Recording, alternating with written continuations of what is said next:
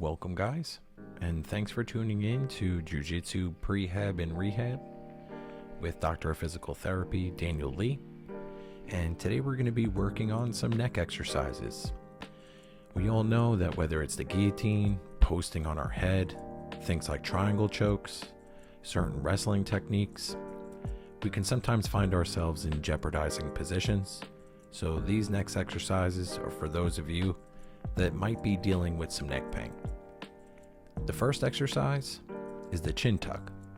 It's good for stretching the posterior musculature of the neck while contracting the anterior musculature.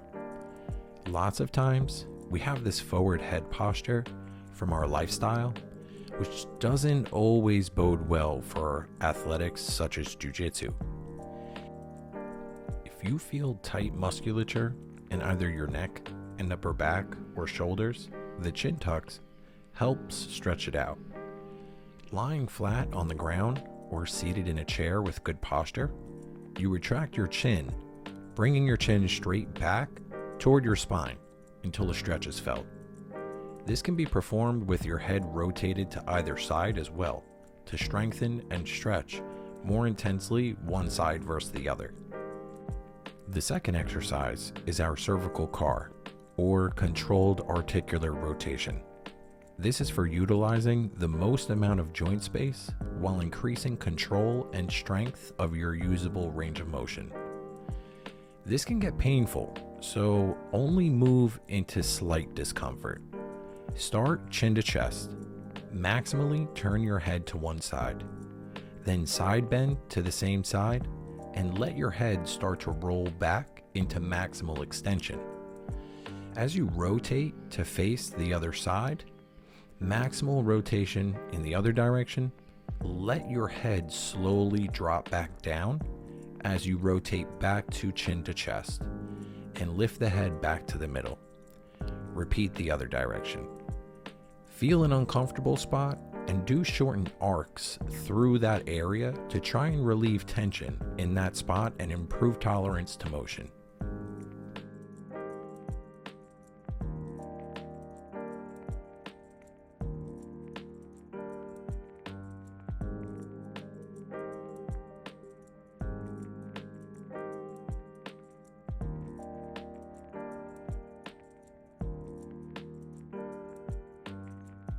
Alright, so our third exercise is the foam roll pec stretch and framing the door. This one is great for opening the chest and moving through any trigger points or muscle spasms that you might have in your upper pecs or backs or shoulders.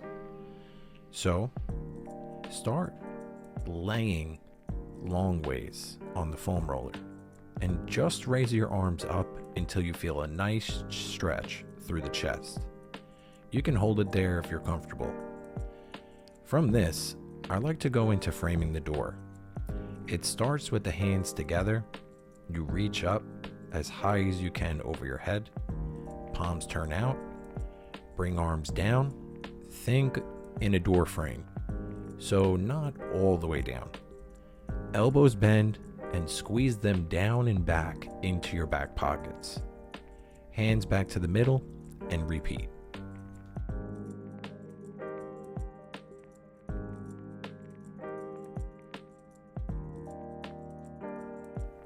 Alright, so number 4. This one's for if you have painful muscle spasms or trigger points along the shoulder blade. Using a classic golf ball or lacrosse ball, we can massage ourselves without needing to pay any money. Put the ball on the painful spot and either just let it sit there or add some shoulder motions to get the painful muscles to settle down and desensitize.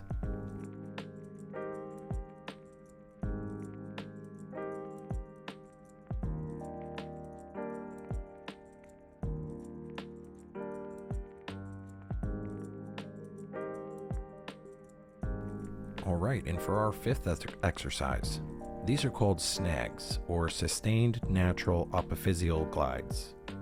These help reduce pain, improve neck range of motion by mobilizing the joints in the neck.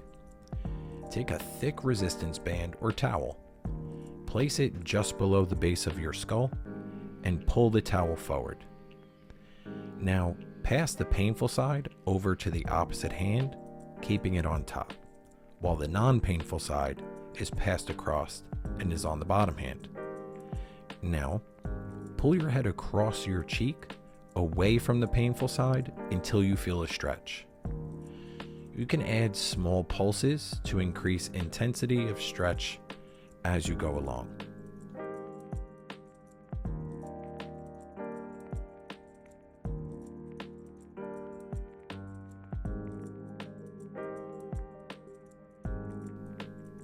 Alright, and for numbness or tingling in the hand, you can place your hand on a physio ball or a hand on the wall, arm straight, out to the side.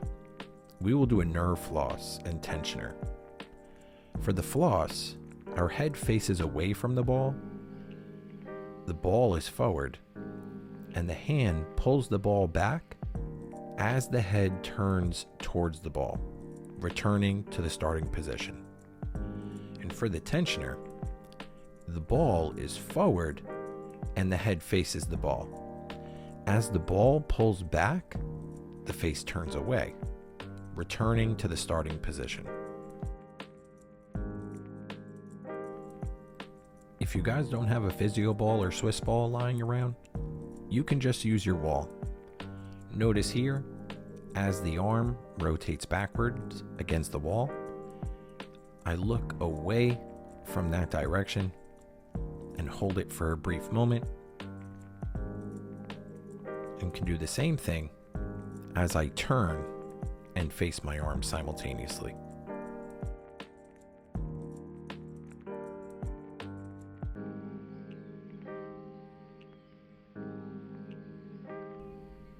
So, hopefully some of these techniques work out for you guys.